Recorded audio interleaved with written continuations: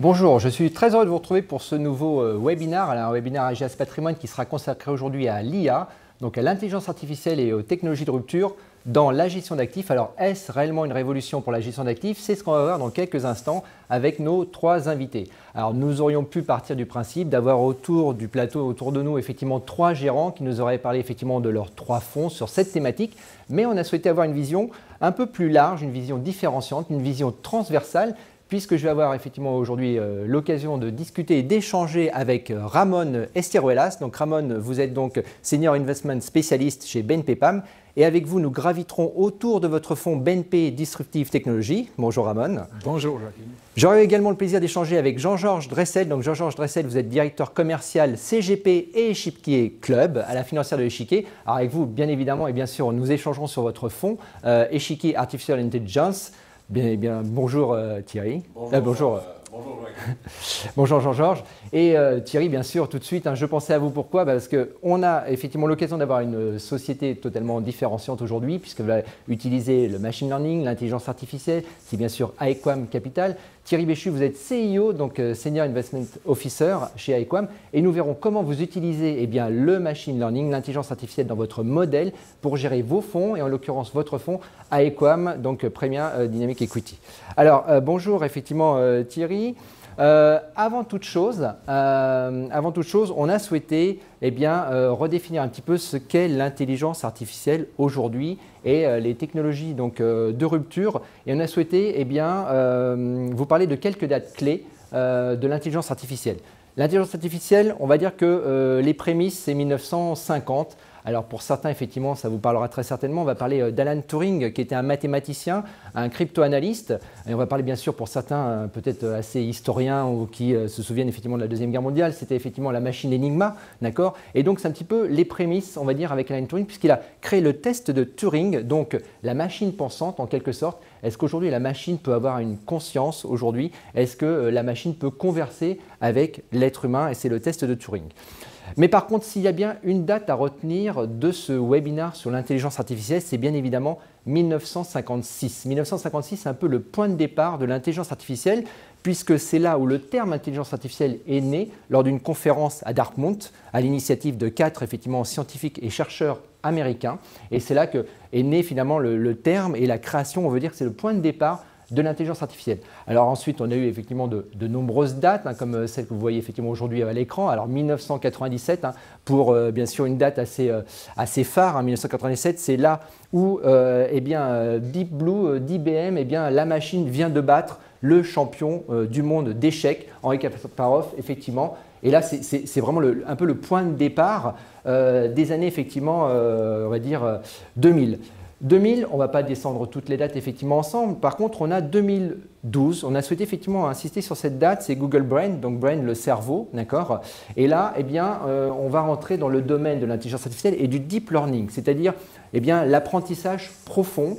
Et effectivement, avec Google Brain, là, l'intelligence artificielle a su apprendre d'elle-même à reconnaître un chat. Alors, ça peut paraître effectivement insignifiant, l'image d'un chat, mais on voit bien effectivement l'avancée, on va dire, de l'intelligence artificielle, de la technologie. On va parler tout à l'heure du machine learning avec Thierry, mais effectivement, là, on est sur du deep learning et de l'apprentissage profond. On a d'autres dates effectivement phares. On pourrait parler d'AlphaGo par exemple. On pourrait parler effectivement aussi de Watson. On a aussi l'assistant virtuel avec Duplex de Google, qui va pouvoir passer des appels, qui va pouvoir effectivement positionner des rendez-vous. On a les assistants qu'on voit aujourd'hui avec Bixby, avec Siri, avec Alexa. Donc on voit aujourd'hui que l'homme est complètement interfacé, sans s'en rendre compte, avec l'intelligence artificielle. Alors, quand on regarde ce qui va apparaître très prochainement à votre écran, quand on regarde ce nuage de mots qui va apparaître dans quelques instants, ou ce nuage de tags, comme on dit effectivement au niveau du marketing, l'intelligence artificielle, c'est quoi? L'intelligence artificielle, effectivement, on le trouve partout. C'est aujourd'hui donc la médecine prédictive, c'est pour l'armée, c'est la géolocalisation, c'est les données, c'est les smart cities aujourd'hui. Et c'est surtout la data. On est à l'ère de la data et du big data. La data, c'est un petit peu le sang de l'intelligence artificielle, puisque l'intelligence artificielle va se nourrir de toutes ces données, d'accord? Donc, ce sont effectivement derrière des algorithmes. Alors, on voit aussi beaucoup, même d'ailleurs dans le recrutement aujourd'hui, on recherchait jusqu'à présent des analystes. Et au final, aujourd'hui, on se rend compte que c'est plutôt des data scientists, donc des spécialistes qui vont être capables de récupérer de la donnée, d'étudier de la donnée, de nettoyer la donnée, d'accord, qui va servir ensuite à modéliser effectivement ces algorithmes et donc cette intelligence artificielle. Alors, on voit beaucoup dans la presse, souvent on entend parler de Python, qui est un peu le langage de la programmation en open source de l'intelligence artificielle. Et une chose importante aujourd'hui, ce qu'on ne se rend pas compte, c'est qu'une personne aujourd'hui en 2020, chaque seconde va produire 1,7 mégabits de données. C'est extraordinaire, c'est énorme. Alors, je voyais effectivement l'autre jour un conférencier qui comparait un petit peu effectivement sur l'intelligence artificielle différentes choses. Et il n'avait pas tort. Aujourd'hui, dans notre poche, on a notre smartphone. Et le smartphone aujourd'hui, la puissance et la capacité d'un smartphone, c'est l'équivalent de l'ensemble des ordinateurs de la NASA le jour où ils ont envoyé le premier homme sur la Lune. Donc c'est pour dire effectivement aujourd'hui, cet environnement aujourd'hui autour de nous, la géolocalisation, les médecines prédictives, la reconnaissance faciale. Vous êtes aujourd'hui en train, par exemple, un autre exemple, d'écrire sur Google et finalement vous allez voir que, il va finir votre phrase. Il va vous proposer de finir votre phrase que vous n'aviez même pas encore imaginé ou rédigé. C'est aussi là une application de l'intelligence artificielle. Alors, on voit que l'intelligence artificielle, évidemment, a énormément aujourd'hui d'applications actuellement. On a même des villes entières, comme par exemple Dublin, qui est une smart city, où on a des quartiers entiers dédiés à l'intelligence artificielle. Et quand on regarde, d'ailleurs, ce qu'on va voir apparaître à l'écran dans quelques instants, au niveau des chiffres, le chiffre d'affaires potentiellement généré par, l'intelligence artificielle d'ici 2025, c'est entre 60, 70, voire 90 milliards de dollars, ce qui est énorme, ce qui est conséquent. Très certainement, on sera peut-être autour des 14 milliards de dollars pour l'Europe, d'accord, et on l'espère bien évidemment très certainement sur de nombreuses entreprises donc en France. Donc un chiffre d'affaires relativement conséquent. Alors on va le voir tout de suite en détail avec donc Ramon, Jean-Georges et Thierry bien évidemment en détail, mais avant toute chose on va faire un petit tour de table pour que vous puissiez effectivement présenter un petit peu vos sociétés et qui vous êtes. Alors Ramon Esteruelas, vous êtes l'une des figures de la gestion d'actifs, bien sûr, chez BNP PAM. Alors, quelques mots sur Ramon et quelques mots sur BNP PAM. Alors, bonjour Joachim. Moi, je fais partie de l'équipe Action Globale chez BNP Paribas Asset Management. Je suis un peu le porte-parole de cette équipe d'auprès des clients et représentants. Et un mot sur BNP Paribas Asset Management, c'est la société de gestion du groupe BNP Paribas, avec des encours sous gestion d'environ 430 milliards d'euros. Et on est vraiment maintenant très focalisé sur les investissements thématiques et dans les thématiques de rupture comme la technologie ou les thématiques environnementales. Et on est aussi très focalisé sur l'intégration de critères ESG que je pense qu'après on va avoir un petit mot sur ça. Tout à fait, on aura exactement, Ramon, un focus sur l'ESG. Alors Jean-Georges Dressel, vous êtes donc à la tête de la direction commerciale CGP à la financière donc, de l'Échiquier. Alors quelques mots sur vous. Donc il me semble que vous êtes arrivé en 2018. 2018 d'ailleurs c'est une date qu'on reverra quelque part dans notre webinaire. Donc en 2018, alors quelques mots sur vous Jean-Georges et quelques mots sur la financière de l'Échiquier. Alors effectivement, Jean-Georges Dressel et j'ai eu le bonheur de rejoindre la financière de l'Échiquier en 2018 lorsque effectivement Primonial a pris dans un premier mouvement 40% de la financière de l'Échiquier à l'époque. Et effectivement, j'ai rejoint la financière de l'Échiquier. La financière de l'Échiquier, c'est une longue histoire qu'on partage avec les conseillers en gestion de patrimoine, hein, puisque ça fait maintenant plus de 30 ans qu'on est auprès de ce segment et des conseillers en gestion de patrimoine sur le marché français. Mais c'est vrai que l'entreprise a beaucoup évolué. Aujourd'hui, c'est plus de 10,5 milliards d'actifs sous gestion. Ce sont 130 collaborateurs, 35 gérants et analystes au sein de la financière de l'Échiquier. Et c'est vrai qu'au fil des années, effectivement, on a étendu notre territoire d'expertise, puisque effectivement, la financière de l'Échiquier, on pense encore souvent à l'expertise sur les actions européennes, mais effectivement, depuis maintenant plus de 10 ans, hein, avec la création d'un fonds qui s'appelle Échiquier World Equity Growth, on a investi ce territoire des actions internationales qu'on a continué à développer avec des fonds thématiques, dont le fonds Échiquier Artificial Intelligence. Qu'on va évoquer effectivement dans quelques instants et tout à l'heure. Alors pour finir ce tour de table avec vous, j'ai effectivement le plaisir d'accueillir Thierry Béchu. Thierry, quelques mots sur vous et quelques mots sur Equam Capital, alors une société finalement qui fête cette année son 10e anniversaire, ses 10 ans d'existence. Oui, en effet, Equam Capital est une société de gestion innovante, spécialisée dans la gestion quantitative. En fait, l'ADN d'Equam Capital repose sur 3 convictions fortes. La première, c'est qu'il existe des biais comportementaux très importants sur les marchés. Et ces biais comportementaux impliquent des mispricing qui sont autant d'opportunités pour les investisseurs. Deuxième conviction forte, c'est le fait qu'on pense qu'il y a beaucoup de valeur ajoutée à mêler d'un côté l'analyse quantitative et de l'autre l'analyse fondamentale. C'est ce qu'on appelle en fait l'analyse quantamentale qui nous permet d'obtenir notre GPS qui est le quantamental ratio qui nous détermine en fait le type de portefeuille à construire. Troisième conviction enfin, je pense que c'est un petit peu pour ça que nous sommes ici. Troisième conviction, c'est le fait que le machine learning, l'intelligence artificielle, a énormément de valeur et incontournable en fait dans une gestion pour améliorer les modèles quantitatifs. Et l'objectif final de tout ça, c'est de surperformer les marchés, ça c'est pas très original, mais c'est surtout de le faire avec beaucoup moins de risques en portefeuille, donc beaucoup moins de volatilité. Alors c'est ce qu'on va voir effectivement dans quelques instants justement, parce qu'on a eu de très nombreuses questions qui nous sont donc parvenues depuis qu'on a lancé notre invitation. Donc 3 visions, 3 personnalités, 3 approches effectivement de l'intelligence artificielle, des technologies donc, de rupture, et bien évidemment une approche très transversale puisqu'on va avoir un échange croisé assez important. Et justement, on a vu donc la semaine dernière une entreprise un peu historique, elle a plus de 100 ans d'existence effectivement, elle a été créée en 1911, une entreprise américaine qui a effectivement progressé, on va dire, de 7 à 12%.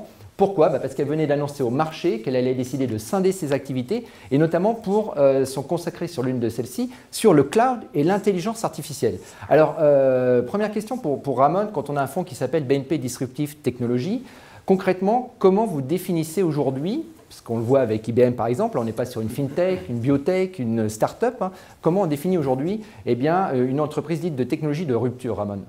Alors, c'est très intéressant parce à l'origine, c'est un académicien à l'université de Harvard, Clayton Christensen, qui a défini une innovation de rupture comme une innovation qui transforme un produit d'un produit complexe, comme par exemple les mainframe computers des IBM des années 70, dans un produit qui est facile à utiliser et qui n'est pas complexe à distribuer, etc.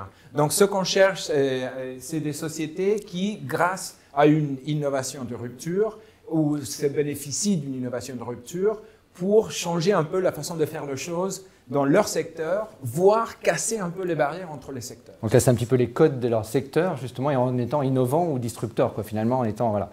Alors, tout à fait, et donc ça me permet de rebondir. Alors, on parlait aujourd'hui et à l'instant d'entreprises de technologie de rupture. Alors là, on est dans de la gestion, effectivement, la gestion d'actifs. Là, je me tourne vers Thierry. Je parlais tout à l'heure, j'évoquais rapidement le deep learning, l'apprentissage profond, donc la capacité de l'intelligence artificielle à apprendre, on va dire, par elle-même. Vous, dans votre modèle, vous utilisez notamment le machine learning chez Equam. Alors, quelle est votre vision et votre utilisation du machine learning dans la gestion d'actifs chez Equam Capital? Alors, notre vision, elle est assez simple. C'est-à-dire que l'originalité du machine learning et de l'intelligence artificielle d'une manière générale, c'est que ça repose sur 3 piliers. Bon, les 2 premiers piliers sont bien connus. C'est la machine. Donc, on a une capacité de calcul qui est aujourd'hui phénoménale, avec une mémoire qui est également phénoménale. Deuxième chose, c'est la partie logicielle. Donc là, on a toute une série d'algorithmes qui permet aujourd'hui de résoudre des problèmes extrêmement complexes, ce qui était absolument impossible auparavant. Et la troisième chose, c'est vraiment l'originalité, c'est en fait le côté communauté, le côté open source, vous en avez parlé tout à l'heure. Il y a effectivement en accès libre, gratuit, des librairies d'algorithmes qui sont extrêmement précieux. Alors ça veut dire quoi? Ça veut dire que pour nous, petites sociétés de gestion, on a accès en fait à toute cette recherche qui existe, et ça gratuitement. Donc on a en fait à la fois des machines qui nous apportent énormément de puissance, on a des algorithmes extrêmement précis, donc on a de la précision, et on assemble tout ça grâce à cette communauté, donc on est vraiment démultiplié. Et finalement, on se retrouve un peu comme un ingénieur qui doit assembler des pièces d'une Formule 1 de façon à être hyper performant. Et ça, effectivement, ça nous permet d'avoir en fait un gérant augmenté. D'accord. Alors effectivement, justement, gérant augmenté, intelligence artificielle, machine learning, là je me tourne cette fois-ci vers Jean-Georges, puisque avec un fonds qui a un nom aussi explicite que Échiquier Artificial Intelligence, alors justement je parlais tout à l'heure de 2018, donc pourquoi en 2018 la financière de l'Échiquier décide de créer un fonds basé essentiellement, voire exclusivement sur l'intelligence artificielle? Alors effectivement, on a été d'ailleurs la première société de gestion française à lancer un fonds sur cette thématique, un fonds pur sur cette thématique. Et en fait, la réflexion était en gestation au sein de la financière de l'Échiquier depuis début 2017, où en fait le fonds que j'évoquais tout à l'heure, donc Échiquier World Equity Growth, avait effectivement déjà intégré cette thématique avec un certain nombre de valeurs dans le fonds. Et effectivement, on a vu apparaître au fil des résultats trimestriels que cette thématique de l'intelligence artificielle était de plus en plus présente et prégnante au sein des entreprises. Et donc, à cette époque-là, Rolando Grandi, le co-gérant du fonds Échiquier World Equity Growth, a souhaité finalement en faire une brique pure. Et donc, pendant plus d'un an, on a regardé l'univers, on a testé cet univers, on a créé des portefeuilles. Et effectivement, en fait, l'univers d'investissement au fur et à mesure s'est élargi. Et donc, en juin 2018, effectivement, on a lancé le fonds Échiquier Artificial Intelligence. Alors justement, on va rester encore quelques instants avec vous, Jean-Georges. On voit aujourd'hui des très grands groupes, des gros groupes qui investissent d'ailleurs depuis quelques années des sommes colossales dans l'intelligence artificielle et notamment donc, dans toute cette partie donc, de l'IA, des technologies innovantes et disruptives. Aujourd'hui, quels sont pour vous, justement, par rapport à votre fonds et l'intelligence artificielle, quels sont pour vous les grands enjeux que devra demain surmonter l'intelligence artificielle ? Alors, j'en vois deux. Peut-être un principal, c'est que, comme on l'a déjà évoqué, on voit bien que la data, c'est vraiment l'or noir, c'est la matière première sur laquelle, effectivement, se base l'intelligence artificielle. Et un des enjeux, c'est de trouver la bonne ligne de crête entre la trop forte réglementation pour avoir accès à cette donnée ou la trop faible réglementation qui donne accès à la donnée. Donc ça, c'est vraiment un point clé. Et on voit bien aujourd'hui, c'est vrai que en Europe en particulier, on a une réglementation qui est assez forte, alors que dans d'autres pays où l'intelligence artificielle se développe de manière très très forte, je pense par exemple à la Chine, en Asie, en général, où on voit effectivement, on en reparlera tout à l'heure, où on voit que là, l'accès à la data est beaucoup plus simple et donc ils vont beaucoup plus vite sur le développement de l'intelligence artificielle. Alors justement, je rebondis sur ce que vous venez de dire à l'instant. Donc, on parle d'explosion de la data, on parle donc du big data. C'est en quelque sorte finalement l'or noir du XXIe siècle. Hein, c'est le pétrole du XXIe siècle, c'est la donnée. Et comme on le citait tout à l'heure, hein, la donnée aujourd'hui, on en construit tous avec nos recherches sur les réseaux sociaux, sur les médias, sur les moteurs de recherche, etc. Donc la data, c'est un petit peu l'or noir. Alors là, je me tourne vers Thierry. Pourquoi justement utilisez-vous l'intelligence artificielle dans la gestion d'actifs? Vous nous en avez parlé déjà un petit peu tout à l'heure, mais plus précisément. Alors en fait, l'idée, bon, première chose, les raisons sont assez simples. C'est effectivement le big data. L'humain n'est pas capable de gérer plus de 200, 250, 300 données. Donc quand il y en a des milliers, des millions, c'est évidemment impossible. La deuxième chose, c'est aussi le monde changeant. C'est-à-dire qu'on se retrouve dans des situations où l'impensable devient non seulement la réalité, mais devient la normale. Je prends le meilleur exemple, c'est les taux d'intérêt négatifs. Aujourd'hui, ça fait à peu près une dizaine d'années maintenant qu'on est en taux d'intérêt négatif. Récemment, on a vu le pétrole avec des cours négatifs. Donc des choses absolument impensables existent. Donc face à ça, face à ces défis, il est évident que la machine va nous permettre en fait de réagir. Donc être capable d'utiliser toutes ces données, mais aussi être capable de s'adapter sans biais d'ancrage comme l'humain en est capable. Donc ça, c'est vraiment important parce que au final, nous, ça va nous permettre en fait de construire notre outil GPS qui va nous permettre de naviguer dans ces eaux qui sont plus ou moins troubles. Et au final, l'objectif, c'est par rapport au risque ambiant d'arriver à bon port. Alors justement, tout de suite, on pense à une chose, alors une question qui peut faire débat d'ailleurs, hein, et peut-être par opposition, on va dire, on va chercher plutôt la complémentarité, hein, c'est un petit peu le but de l'exercice, mais est-ce que vous ne pensez pas finalement que l'intelligence artificielle puisse aujourd'hui, on va dire, transformer à terme, on va dire, et à la fois les marchés financiers et à la fois les pervertir, d'accord? Donc est-ce que c'est peut-être pas, alors je me tourne un petit peu vers Ramon également, est-ce que c'est pas la fin finalement du libre arbitre du gérant traditionnel au profit de la machine et de l'intelligence artificielle, ou est-ce qu'il peut y avoir peut-être une complémentarité, puisqu'on a vu, on parlait des robots advisors par exemple, hein, ou des robots traders qui sont arrivés non pas l'année dernière, mais il y a déjà peut-être une bonne quinzaine d'années.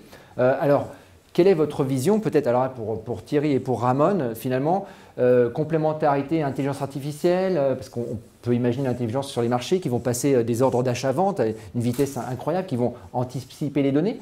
Peut-être Thierry pour commencer. Alors d'abord une première constatation, hein, c'est depuis 1987 qu'on a eu la première situation où la machine semblait avoir pris la main sur les marchés. Donc évidemment, ça ne s'est pas très bien passé. Et puis ensuite, on a eu tout un ensemble de flash crash, on en a tous les 2-3 ans.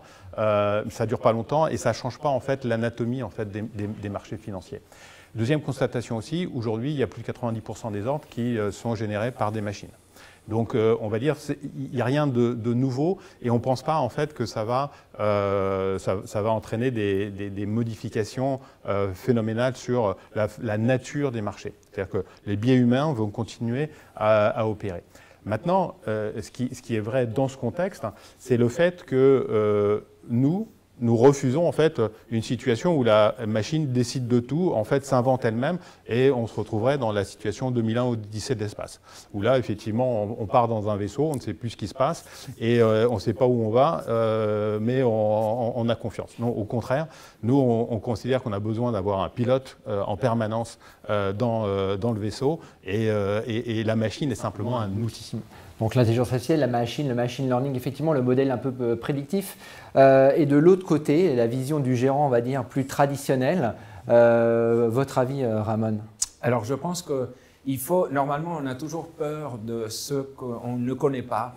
Mais comme disait Thierry, il y a beaucoup de cas où la machine ou l'analyse des données avec ce type d'algorithme ont aidé la prise de décision. Et on ne le voit pas seulement dans le monde financier, en effet, on le voit aussi dans le monde de la santé, par exemple, que peut-être on va toucher, ou pour arriver à trouver une solution à une maladie d'origine génétique, par exemple, on fait une analyse approfondie des données, des passeports génétiques de millions de patients. Donc, selon nous, je crois qu'il peut améliorer l'usage de ce type de technique, la prise de décision. Ouais. Alors, justement, vous parliez à l'instant du domaine médical. Alors, aujourd'hui, il n'y a pas un webinar, on va dire, une vidéo qui, à un moment ou à un autre, qui tourne autour des marchés, la gestion d'actifs, des fonds, qui n'est pas à un moment ou à un autre abordé la crise sanitaire grave, d'ailleurs, qu'on vit aujourd'hui. D'ailleurs, je vous rassure, on n'a pas nos masques, mais c'est un effet d'optique. On n'est pas sur la même ligne, hein, pour les gens qui nous regardent. Hein, rassurez-vous, hein, on est bien avec la distanciation sociale entre nous. Et merci d'ailleurs au studio pour cette mise en scène. Mais en tout cas, justement, Ramon, par rapport à cette crise sanitaire, hein, de la Covid-19 et du coronavirus, concrètement, comment votre fonds, qui s'appuie aujourd'hui finalement sur des technologies de rupture ou d'intelligence artificielle, a-t-il traversé cette crise, notamment les jours les plus sombres, hein, de milieu d'année et aujourd'hui? Alors c'est intéressant parce qu'au sein du portefeuille, on a, disons, plusieurs secteurs présents parce que la technologie de rupture, on peut la trouver même dans les services aux collectivités. Donc le monde de la santé, en effet, s'est beaucoup bénéficié de l'usage de la technologie et je pense que beaucoup d'investisseurs ont apprécié, puisque le résultat des sociétés qu'on a dans le portefeuille ont été très positifs pendant le confinement. En effet, la technologie et l'usage de l'intelligence artificielle peut être un peu, faire partir de la solution. Parce qu'on a des solutions technologiques qui nous aident à tracer, par exemple, les personnes qui sont positives dans le SARS-CoV-2. Donc en général, conclusion, bref, je dirais que ça a été très positif pour les sociétés qu'on a dans le portefeuille, oui. D'accord.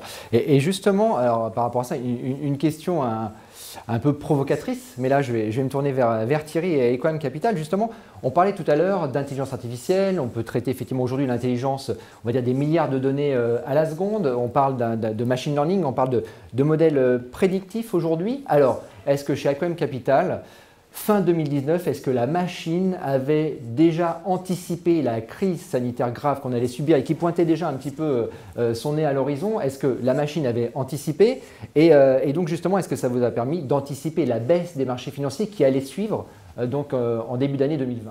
Alors, première chose, nos outils ne nous ont pas permis d'anticiper le Covid en tant que tel, hein, qu'on se rassure. En revanche, ce qui est vrai, c'est que notre quantum mental ratio, hein, notre outil GPS, nous a dit début février qu'on passait en eau trouble, en vent un peu contraire, et qu'il fallait effectivement construire des portefeuilles plutôt prudents, avec beaucoup de valeurs défensives, des valeurs de qualité, des valeurs de faible volatilité. Et effectivement, c'est ce qu'on a fait. Alors, ça nous permet aujourd'hui, donc on est pratiquement donc, le 15 octobre, de surperformer notre indice de référence de environ 6%, avec une volatilité qui a été réduite d'un tiers environ. Alors justement, il y a une question quand même complémentaire tout à l'heure, vous avez évoqué quelques termes un peu techniques. Hein. Alors pour le tout un chacun, c'est pas toujours évident de suivre. Et vous avez évoqué, puisqu'on parle de machine learning et de modèles prédictifs, d'intelligence artificielle, c'était le ratio quantum mental. Alors juste quelques mots pour qu'on comprenne bien qu'est le ratio quantum mental et comment il s'intègre dans votre modèle. Donc, comme j'ai déjà dit, notre ratio quantum mental, c'est le GPS. Alors maintenant, comment ça fonctionne, comment ça marche? En fait, ce qu'on fait, c'est qu'on utilise des données de marché qui sont des données macroéconomiques, des données de prix, des données de sentiments et de risques et également des données de valorisation pour apprécier en fait l'environnement dans lequel on se trouve. À partir de là, on construit 10 modèles qui vont chacun donner leur vision du marché, c'est-à-dire positif ou négatif. Et ensuite, on agrège en fait tous ces modèles, toutes les notes de ces modèles pour obtenir le quantum mental ratio. Donc c'est de façon très très simple. Si tous les modèles sont positifs, on a un ratio quantum mental de 1, c'est-à-dire totale confiance. Et si aucun modèle n'est confiant, bah, on est à 0. Ça veut dire qu'on est en mode extrêmement prudent, voire inquiet. Et alors là, on va effectivement sélectionner des valeurs extrêmement défensives. D'accord. Alors justement, en parlant de valeurs également, je me retourne à nouveau vers Ramon. Toujours sur cette crise sanitaire, est-ce qu'elle a été aussi source de nouvelles avancées technologiques, notamment technologies de rupture ou d'intelligence artificielle? Vous avez peut-être quelques exemples à nous citer justement par rapport à ça. Alors, il y a plusieurs. Il y en a un qui est très intéressant parce que j'ai eu une conversation très intéressante avec un professeur d'innovation médicale à l'université de Oxford en Angleterre.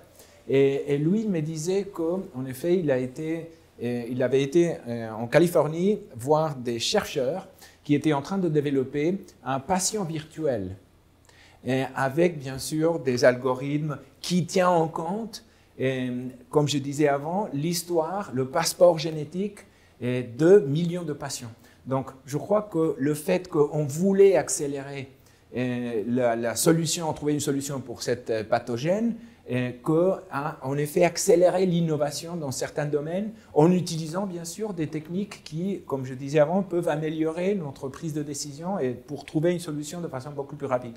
Comme deuxième exemple, avec le premier SARS-N, c'était 2002-2003 je crois, ils ont mis les sociétés qui essayaient de développer une solution à ce virus, ils ont mis 20 mois pour commencer à faire des tests sur des êtres humains. Avec la technologie maintenant, 4 mois cette fois. Donc il y a une vraie accélération. Alors, voilà, exactement. Ouais, d'accord. Alors, donc on voit bien effectivement quelques exemples. Alors, si je me tourne maintenant vers Jean-Georges, donc on a vu effectivement que votre fonds avait surperformé son indice, le MSCI World. Alors, même si on sait parfaitement que les performances passées ne préjugent pas des performances futures, il est vrai. Quels sont les secteurs qui ont su profiter finalement de cette crise sanitaire et notamment quels sont les secteurs qui vous ont permis d'aller chercher de la performance sur votre fonds? Alors c'est vrai qu'on a connu finalement cette période de confinement a été un formidable, et de crise du Covid a été un formidable accélérateur de la digitalisation. Satya Nadella l'a dit, donc le PDG de Microsoft qui a dit qu'il a vu s'opérer 2 ans de transformation digitale en 2 mois. Donc effectivement, on a vu l'adoption massive par les entreprises, mais aussi par les particuliers, effectivement de nouveaux comportements et on a vu une véritable accélération sur cette transformation digitale. Alors effectivement, les secteurs qui en ont le plus bénéficié, c'est toute la partie cloud, avec des entreprises qui fabriquent les infrastructures où sont déposées les données. Donc, une entreprise qui s'appelle GDS Holding, qui est une entreprise chinoise, qui a comme client Baidu, Tencent, enfin les grands acteurs chinois, mais aussi la cybersécurité, parce que finalement cette période a démultiplié les points d'entrée sur les différents serveurs et sur les différents sites, et donc il a fallu très rapidement effectivement augmenter la sécurité des données, et donc là des valeurs comme Okta, qui a sur le deuxième trimestre 2020 vu s'accroître son chiffre d'affaires de plus de 45% par rapport à l'année passée. Donc on a vraiment vu dans ces secteurs, la santé, on en a déjà parlé, oui. Et puis également des valeurs comme Netflix sur le divertissement, mais on en reparlera tout à l'heure. Alors tout à fait, on parle donc de la santé, c'est vrai. Il y a quelques jours, c'était la semaine de la finance responsable. Et donc, c'est terminé, je crois, le 9 octobre. Donc, c'était la semaine de la finance responsable, l'ISR, l'ESG, l'investissement socialement responsable, environnement, sociétal, gouvernemental. On a même une étude assez récente de Microsoft et de PwC qui nous dit aujourd'hui que l'IA pourrait réduire de 4% les gaz à effet de serre d'ici 2030. Donc là, on parle de l'intelligence artificielle versus effectivement la protection de la planète. Et aujourd'hui, il n'y a pas une journée qui ne passe sans qu'on parle d'ISR, d'ESG. Alors là, je me tourne à nouveau vers Jean-Georges, puisque quelque part, l'ESG, c'est un petit peu finalement la stratégie aujourd'hui de la financière de l'échiquier, c'est un petit peu dans votre ADN. Mais concrètement, comment on peut intégrer, on va dire la stratégie donc de la financière de l'échiquier, on peut intégrer l'ESG dans un fonds qui est un fonds essentiellement basé sur l'intelligence artificielle. Comment on intègre cette stratégie ? Alors peut-être juste au préalable, c'est vrai que la financière de l'échiquier, c'est un territoire, l'ISR, ça fait 13 ans qu'on a des équipes dédiées, donc c'est une histoire longue. C'est pour ça que je parle de votre ADN justement. Effectivement, à la financière de l'échiquier. Et c'est vrai qu'on a, depuis maintenant plus de 13 ans, à cœur d'avoir ce filtre extra-financier. Et je pense qu'en fait, ce filtre extra-financier, aujourd'hui, l'ensemble de nos valeurs ont des notations ESG. Donc on a une intégration ESG sur l'ensemble de nos émetteurs et des valeurs en portefeuille. Et donc ça nous permet effectivement, au-delà du filtre financier, qui nous, bien sûr, qui est la base du travail de la gestion, mais le filtre extra-financier nous renseigne et nous donne des informations qui sont complémentaires et qui affinent notre vision sur le cas. Et sur les 3 critères environnementaux, sociaux et de gouvernance, la partie gouvernance est la partie qu'on regarde le plus, c'est à peu près 60% de la notation ESG aujourd'hui. Et cette partie gouvernance est une partie très importante sur ce domaine de l'intelligence artificielle parce qu'une bonne gouvernance de l'entreprise donne des perspectives beaucoup plus saines et sereines pour le gérant aujourd'hui. Et donc ça, c'est vraiment un critère clé dans notre analyse globale sur une valeur. Alors, merci Jean-Georges. Donc justement, côté BNP PAM, alors, Ramon, vous investissez à travers votre fonds BNP Disruptive Technologies dans de grosses capitalisations boursières comme les GAFAM, Google, Amazon, Facebook, Apple, Microsoft, alors, et qui sont très, on va dire, consommatrices, serveurs, énergie, cloud, etc. Comment vous intégrez justement ces critères ISR et ESG dans votre sélection ? Alors la façon de le faire, c'est d'exclure certaines sociétés qui ne respectent pas des pactes un peu de la réglementation internationale ou des normes internationaux, mais aussi d'intégrer les notations ESG. On a un centre de Sustainability Center, on l'appelle, avec 25 personnes qui nous donnent des notations ESG. Mais je vais vous donner un exemple avec une société qui s'appelle First Solar, à titre illustratif bien sûr, qui est une société qui est spécialisée dans le solaire, des panneaux photovoltaïques dans le monde des installations de parcs solaires, etc. Ils utilisent via des drones, par exemple, et ça nous aide à comprendre comment ils abordent les défis du changement climatique. Ils utilisent via des drones et via, bien sûr, des logiciels qui utilisent des techniques d'intelligence artificielle pour mieux savoir quelle est l'intensité du soleil à quel moment et mieux gérer la position de panneaux solaires pour avoir une captation de l'énergie solaire beaucoup plus efficace. Donc, avec des critères ESG et la partie environnementale avec ce type de technique, ou bien dans la production de ces panneaux solaires, est-ce qu'ils utilisent de la robotique, par exemple, pour faire une production beaucoup plus efficace, ça nous aide à réduire la probabilité de nous tromper quand on choisit un titre. D'accord. Alors justement, on parlait tout à l'heure de choisir un titre, de SG, on parlait d'agence de notation et ça m'a fait penser qu'on a eu avec Thierry et avec Aquarium Capital il y a quelques jours un échange notamment, alors peut-être une position assez tranchée de votre part, justement sur les agences de notation, les agences de rating et notamment celles effectivement qui vont noter, on va dire, l'aspect ESG et aussi l'intégration un peu du big data dans celle-ci. Alors une position assez tranchée mais elle me semblait intéressante quand même en termes d'échange. Oui, intéressant. Alors, en premier lieu, je voudrais rappeler que l'ESG chez Equam Capital, c'est une véritable conviction. Pour illustrer ça, il faut savoir que nous finançons une chaire de recherche avec comme directeur un chercheur du MIT, avec comme idée effectivement d'avancer sur ces sujets ESG de façon un petit peu innovante.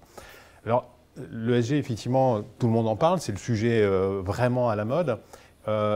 Et pourtant, on n'est pas sûr d'arriver complètement à nos objectifs, c'est-à-dire avoir un impact sur la société. Alors, une des raisons qui explique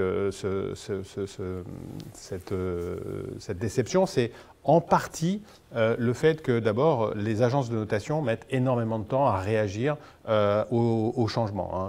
Certaines agences vont changer les notes tous les ans et au mieux, ça va être de l'ordre du trimestre. Donc évidemment, ce n'est pas en accord avec ce qu'on voit tous les jours. La deuxième raison, c'est en fait l'hétérogénéité des notations d'une agence de rating à l'autre. Alors Florian Humbert, par exemple, a écrit un article qui explique que selon les agences, on peut avoir un titre qui va être ranké premier décile dans une agence, et puis dans l'autre agence, il va faire partie des derniers déciles. Donc, dans ces conditions, difficile d'envisager d'avoir un impact sur la société. Et c'est vraiment un problème. Et là, l'intelligence artificielle est effectivement porteuse d'espoir parce que l'intelligence artificielle va nous permettre de gérer en fait toutes les informations qui traitent sur l'entreprise, comment elle se comporte dans toutes les langues. Donc c'est pas seulement en français ou en anglais, mais ça peut être en coréen, ça peut être dans n'importe quelle langue. Tout ça va nous permettre en fait d'avoir des notes qui vont pouvoir s'adapter effectivement aux informations qu'on voit. Et donc de façon relativement rapide. Deuxième chose aussi, et c'est vraiment un des objectifs, c'est de chercher surtout la cohérence entre ce que l'entreprise dit et ce qu'elle fait. Et là, effectivement, là encore, l'intelligence artificielle, le machine learning sont des outils extrêmement précieux pour atteindre ça. Donc au final, on va arriver à avoir beaucoup plus de cohérence et également beaucoup plus d'efficacité. Et c'est pour nous, effectivement, la meilleure façon d'avoir un impact. D'accord. En tout cas, une position effectivement intéressante, une bonne ouverture d'esprit. Alors là, on a déjà bien gratté, on va soulever encore un peu plus le capot, on va regarder dans le moteur, on va parler sourcing justement, parce qu'on a eu de très nombreuses questions justement, parce que voilà, le sourcing, quand on est sur des fonds de private equity, de capital investissement, effectivement, sur des petites sociétés non cotées ou autres, on l'imagine bien. Là, Ramon, vous venez de nous parler effectivement donc, de l'ESG, des critères ESG, de votre process de gestion. Alors, d'une manière générale, comment vous réalisez effectivement votre sourcing, donc votre sourcing pour votre fonds BNP Disruptive Technologies et comment réaliser votre choix sur les entreprises dans lesquelles vous allez investir? Alors, il y a un élément très important qui est est-ce qu'on peut avoir des informations de la société en termes de chiffre d'affaires ou CAPEX ou des bénéfices qui sont liés à l'usage d'une technologie de rupture, d'une innovation de rupture. Par exemple, Amazon peut nous montrer qu'une partie importante de leur chiffre d'affaires vient de la vente de services de stockage de données cloud, non, Internet de nuages. Et si on voit que la chiffre est assez importante, parce qu'on doit voir, la thématique doit être pure, entre guillemets, non, pour peupler chacun de nos thèmes, Et ce qu'on fait, c'est on creuse un peu plus, on fait une analyse un peu plus fondamentale sur quels sont les avantages concurrentiels que Amazon a réalisé grâce à ce type de technologie. Et sur la base de ça, on essaie d'arriver à un prix cible, disons pour le prochain 12-18 mois.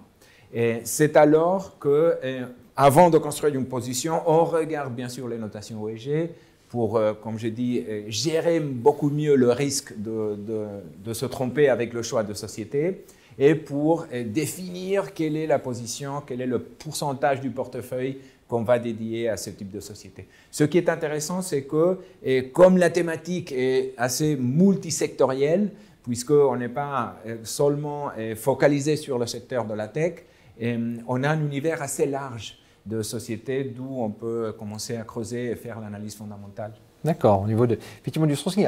Alors justement, Thierry, dans ce processus d'investissement, est-ce que le machine learning intervient? Et comment dans votre processus d'investissement? Alors, en fait, notre processus d'investissement, on le scinde en 3 étapes. Il y a une étape qui est évidemment centrale, c'est les modèles en tant que tels, mais auparavant, on a tout d'abord les données. On a insisté tout à l'heure sur l'importance des données. Donc, il y a 1, les données, il y a 2, les modèles, et il y a 3, quelque chose qui est, je pense, assez original, qui est en fait l'explicabilité de ce que font les modèles. Alors, sur la première partie, sur les données, je pense que c'est effectivement essentiel parce que il faut se rendre compte que face à plein de données, on peut en fait abuser de ce que nous disent les données. Et souvent, en fait, c'est du bruit, sauf que du bruit maltraité, ça conduit en fait à des résultats qui, dans le passé, sont formidables et qui, dans l'avenir, sont épouvantables. Donc nous, c'est évidemment ce qu'on veut éviter. Donc l'idée, c'est de filtrer les données et en fait d'être en capacité de sélectionner les données qui apportent de l'information. Ça, c'est une première chose. Et la deuxième chose aussi, on le sait, les marchés en fait sont friands de certaines données à certains moments parce que l'inflation, par exemple, est particulièrement importante à certains moments. Puis ensuite, on va changer, on va passer à la création d'emplois, ça va être le focus du marché. Puis ça peut durer des mois et des mois. Et puis ensuite, on va passer à la politique monétaire, etc., etc. Et donc l'idée, c'est d'avoir aussi être en mesure, en fait, de sélectionner les données qui sont les plus importantes, ou en tout cas leur donner plus de poids, parce qu'effectivement, elles sont centrales. Sur les modèles, donc ça fonctionne, c'est des algorithmes qui nous permettent en fait d'avoir beaucoup plus de précision. Et puis l'explicabilité, elle est extrêmement importante parce que ça nous permet en fait d'avoir du confort. Si on n'est pas capable d'expliquer les décisions des modèles, pourquoi les modèles passent de confiants à prudents, on est effectivement en mode un peu sceptique. Et ça, c'est la pire des choses pour un gérant. On doit être en totale confiance sur ce qui est fait. Et si jamais il y a des choses qui ne vont pas, eh bien, on peut interagir, on peut essayer de réanalyser ce qui est fait pour éventuellement corriger. D'accord. Merci. Donc Thierry, justement, alors Jean-Georges, on va revenir vers votre fonds, donc Échiquier Artificial Intelligence. Donc on a bien vu que l'intelligence artificielle est bien brasse de très nombreux secteurs d'activité. Donc justement, quelles sont vos thématiques sur lesquelles vous vous appuyez pour votre fonds, Artificial Intelligence? Alors, effectivement, sur le fond, on souhaite capter au maximum la valeur que va générer dans les années à venir cette 4e révolution industrielle qui est en cours mais dont on pense qu'on n'est que finalement aux prémices à l'heure actuelle. Et donc, effectivement, on souhaite intégrer évidemment ceux qui fabriquent, les vendeurs d'intelligence artificielle, mais également ceux qui l'utilisent, les infrastructures qui permettent à l'intelligence artificielle de se développer et les facilitateurs, c'est-à-dire ceux qui vont donner le cerveau, la vue, le toucher à l'intelligence artificielle. Ce sont vos grandes thématiques. Alors, voilà, l'idée, c'est d'embrasser l'ensemble je dirais, de l'environnement de l'intelligence artificielle et ne pas être uniquement focalisé sur ceux qui vont construire, fabriquer les algorithmes, mais sur tout l'univers de l'intelligence artificielle parce que, comme à l'époque des premiers chercheurs d'or, ce n'est pas forcément ceux qui cherchaient l'or qui gagnaient le plus d'argent, c'était peut-être aussi les fabricants de pelles et de pioches qui étaient derrière et qui gagnaient très très bien leur vie également. Alors justement, on va rester avec vous, Jean-Georges. Donc, on a vu là récemment Alibaba, qui est le géant du e-commerce, du commerce en ligne, qui vient de décider d'investir, je crois, 15 milliards sur l'intelligence artificielle, donc un montant colossal, énorme, donc 15 milliards de dollars. Et on constate effectivement aujourd'hui que la plupart des fonds technologiques sont plutôt investis sur des valeurs et sur des sociétés plutôt US. Ça, c'est ce qu'on constate. Alors, il y a bien évidemment dans votre fonds cette zone géographique qui est bien évidemment représentée, mais on voit notamment une plus grande diversité par rapport à d'autres fonds, et notamment sur l'Asie et la Chine. Alors, comment vous expliquez ce positionnement sur votre fonds Échiquier Artificial Intelligence? Oui, effectivement, c'est vraiment le constat aujourd'hui que cette technologie est très bipolarisée aujourd'hui entre effectivement l'Amérique du Nord et l'Asie et la Chine en particulier. On constate même, et on l'a vu récemment avec l'événement Huawei ou avec l'événement TikTok, qu'on voit émerger une sorte de guerre froide que se livrent ces deux superpuissances à l'heure actuelle sur le terrain de l'intelligence artificielle. Vous donniez le chiffre tout à l'heure de l'accroissement du chiffre d'affaires dû à l'intelligence artificielle d'ici à 2025. Il y a une autre étude très intéressante de PricewaterhouseCoopers qui a estimé que la valeur que va générer l'accroissement de valeur des PIB mondiaux d'ici à 2030, dû à l'intelligence artificielle, ça va être plus de 15 000 milliards de dollars. Et il rajoute que la Chine va vraisemblablement en prendre une très large partie, quasiment la moitié, c'est-à-dire 7 000 milliards de dollars. Donc on voit bien que cette technologie, elle est en train de se déplacer. C'est vrai qu'aujourd'hui, le portefeuille est assez sensiblement marqué sur l'Amérique du Nord, avec quand même une partie Asie qui est importante, qui représente plus de 20% du portefeuille aujourd'hui. Mais on voit bien que dans les années à venir, la Chine a de véritables atouts. Elle a des gens qui sont formés. Elle a investi, chaque région chinoise investit énormément sur l'intelligence artificielle. Et il y a une véritable émulation sur cette thématique là-bas. Et on voit bien que ces deux superpuissances, ça va vraiment être le terrain de confrontation et du leadership économique dans les années à venir. Merci Jean-Jean. Justement, par rapport à ça, alors on parlait tout à l'heure, c'est vrai que l'intelligence artificielle, c'était pour le commun des mortels un petit peu un mythe, il y a aussi un côté anxiogène, on va dire. Et quand on vous écoute, Jean-Georges, alors là, je vais m'adresser plutôt à Ramon. Aujourd'hui, finalement, l'intelligence artificielle, est-ce que ce n'est pas l'une des causes de la position dominante de certaines entreprises aujourd'hui, par exemple comme Amazon ou Google? Oui.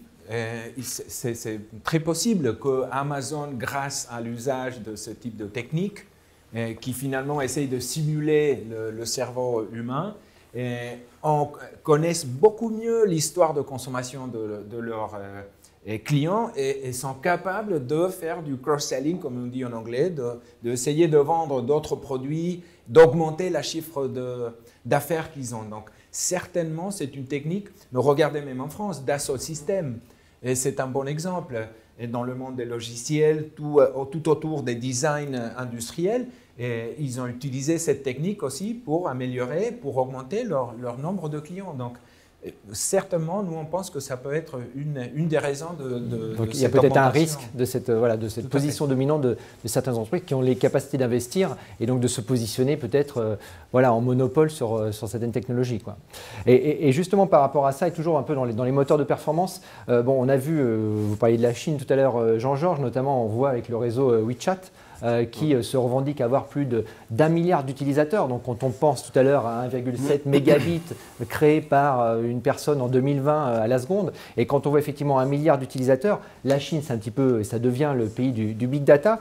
Alors par rapport à ça justement, dans votre sourcing, là je m'adresse donc à Ramon et Jean-Georges, une fois que vous avez identifié, on l'a vu tout à l'heure et avec des exemples plus concrets, les entreprises à fort potentiel, on l'a vu et là il n'y a aucun doute par rapport à Equam Capital sur l'utilisation du machine learning, de l'intelligence artificielle. Est-ce que vous, dans votre sourcing, malgré tout à un moment ou à un autre, l'intelligence artificielle n'intervient pas pour vous aider ou vous accompagner dans le choix ou la sélection justement de ces entreprises? Peut-être Ramon?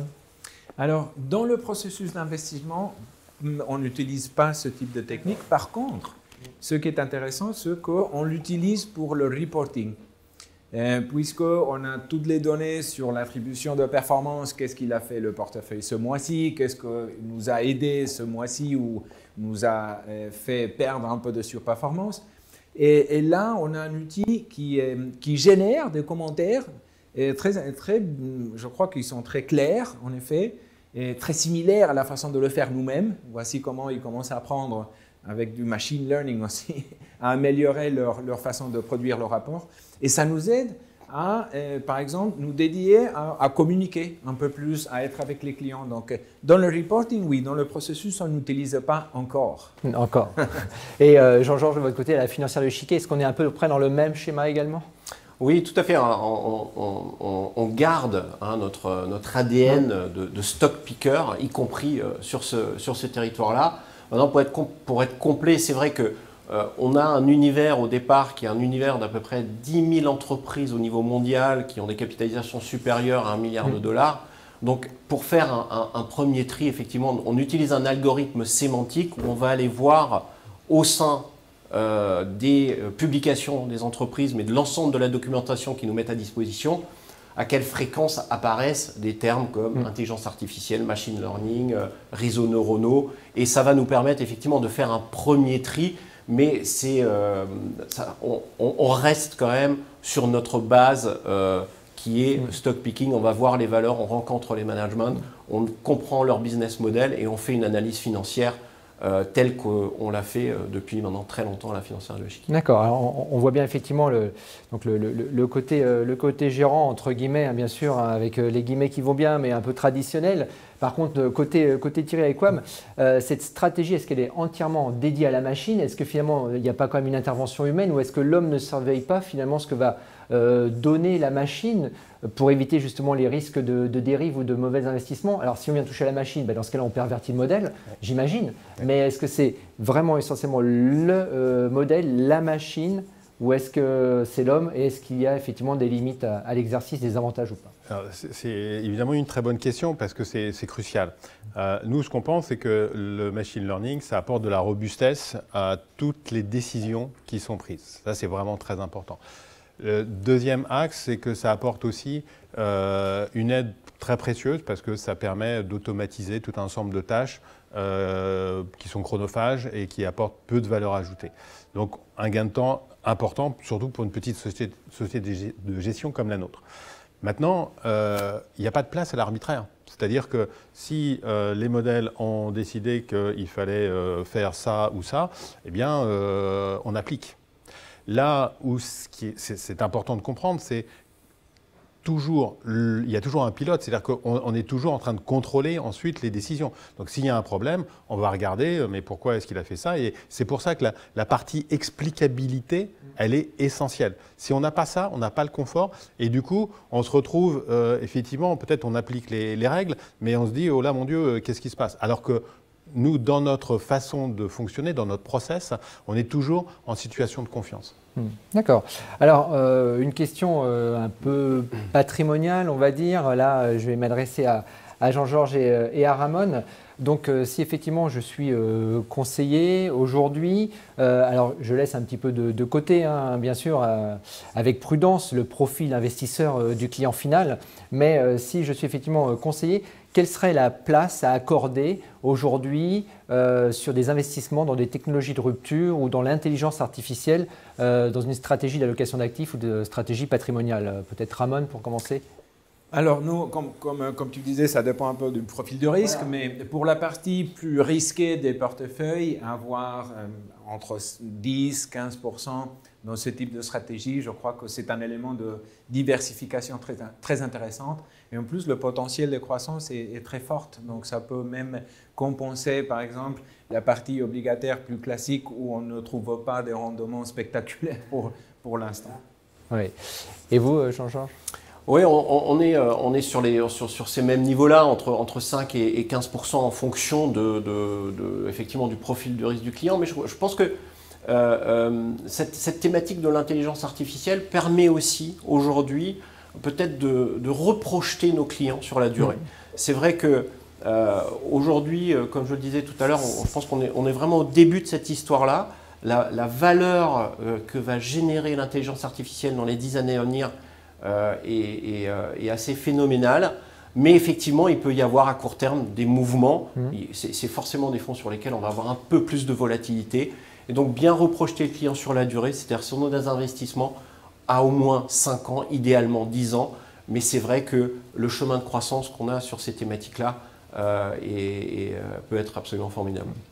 Merci Jean-Georges. Alors, nous approchons effectivement tout doucement de la fin de notre webinaire. Alors, on pourrait encore y passer des heures, on pourrait creuser chaque thématique, chaque secteur, chaque intelligence artificielle, chaque fonds, chaque société de gestion. Enfin, on a encore énormément de choses à dire. Ce sera peut-être l'occasion de réaliser d'autres prochains webinaires d'ailleurs autour de l'intelligence artificielle et des technologies de rupture. Alors, aujourd'hui, l'intelligence artificielle, les technologies de rupture intégrées à la gestion d'actifs. Pour conclure ce webinaire et ces échanges effectivement très très intéressants, si on devait retenir, petit exercice et tour de table pour chacun d'entre vous, si on devait retenir les 3 ou 4 points clés et arguments force effectivement de vos fonds en particulier ou de votre modèle, on va dire, et de machine learning et chez AEQUAM Capital, quel serait-il? Alors, Ramon, j'avais commencé par vous pour la première question, pour cette salve de questions. Je vais vous laisser effectivement démarrer cette conclusion. Ramon, concrètement, pour votre fonds BNP Disruptive Technologies aujourd'hui, quels sont, pour tous ceux qui nous suivent et qui nous regardent aujourd'hui, quels seraient les 3 ou 4 points clés et arguments à retenir sur votre fonds BNP Disruptive Technologies? Je dirais, le premier, c'est que c'est une approche multisectorielle puisque l'usage des techniques de l'intelligence artificielle et la présence de la technologie, elle est vraiment omniprésente dans tous les secteurs. Je dirais aussi que le deuxième point fort, c'est le fait qu'on a choisi plusieurs thématiques. Bien sûr que l'intelligence artificielle, c'est un des piliers fondamentaux, mais il y a aussi cloud, la robotique, Internet des objets, etc. Et le troisième point fort, c'est qu'on intègre des critères ESG et on ne vend pas un titre ou ne va pas vendre un titre qu'à cause de la notation ESG, mais on les intègre parce que ça nous aide à, comme je dis, mieux gérer le risque et surtout parce qu'on va générer, à part la performance financière, aussi de la performance extra-financière. D'accord. Merci Ramon, c'est très clair. Alors, même exercice donc effectivement pour Jean-Georges, pour la financière de l'échiquier. Alors, sur votre fonds, échiquier Artificial Intelligence, si on devait retenir les 3 ou 4 points clés, 3 ou 4 points forts de votre fonds, quels seraient-ils? Alors, il est effectivement clairement sur le fait de pouvoir participer à l'énorme création de valeur que va générer l'intelligence artificielle. Et effectivement, c'est une technologie qui est universelle, qu'on va retrouver dans tous les domaines.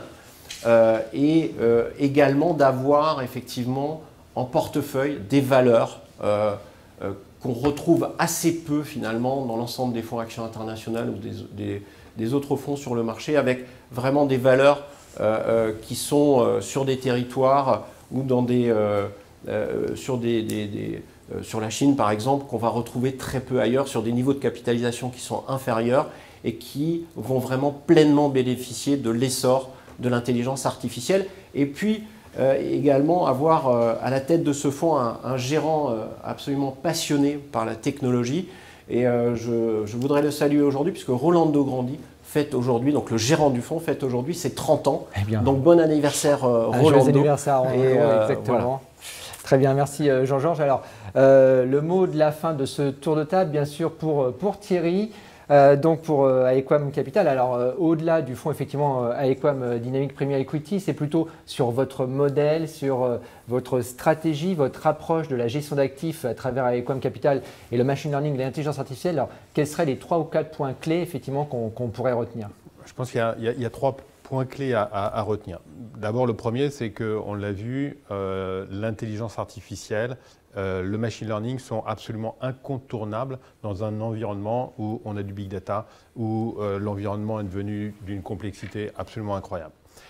Première chose. Deuxième chose, face à ça, on a construit en fait notre GPS à nous, le Quantum Mental Ratio, qui nous permet en fait de naviguer et de choisir en fait les meilleurs portefeuilles étant donné l'environnement ambiant. Maintenant, troisième chose, et c'est un peu ma conclusion, la question c'est est-ce que ça marche? Parce que si on fait des tas de choses et puis que ça ne marche pas, c'est un petit peu décevant. Donc la réponse est en deux temps, je dirais. La première chose, c'est est-ce qu'il y a une différence de nature entre toutes les simulations qu'on a pu faire, ce qu'on appelle les backtests, et la réalité dans les faits, dans la gestion courante, puisqu'on gère depuis 3 ans maintenant sur cette partie-là. Et la réponse est, il n'y a pas de différence. C'est-à-dire qu'on obtient en fait le même type de statistiques, le même type de surperformance, le même type de volatilité relative. Et puis, finalement, le résultat, c'est qu'en à peu près 3 ans, on arrive à surperformer le marché de 10% en ayant réduit la volatilité d'à peu près 1/3. C'est-à-dire que, comme je le disais initialement, notre objectif, c'est de faire plus de performance en prenant moins de risques. Objectif rempli. Merci effectivement donc Thierry, donc très clair. En tout cas, merci à tous les trois pour ces échanges effectivement de haut niveau. J'espère que ça vous aura donné un nouvel éclairage sur l'intelligence artificielle, les technologies de rupture, bien évidemment, au sein donc de la gestion d'actifs, même effectivement l'envie également d'investir. En tout cas, donc Ramon, Jean-Georges et Thierry, encore merci pour ces échanges. Merci à vous tous, merci à vous qui nous avez suivis et je vous dis donc à très bientôt pour un prochain webinaire AGAS Patrimoine. Merci.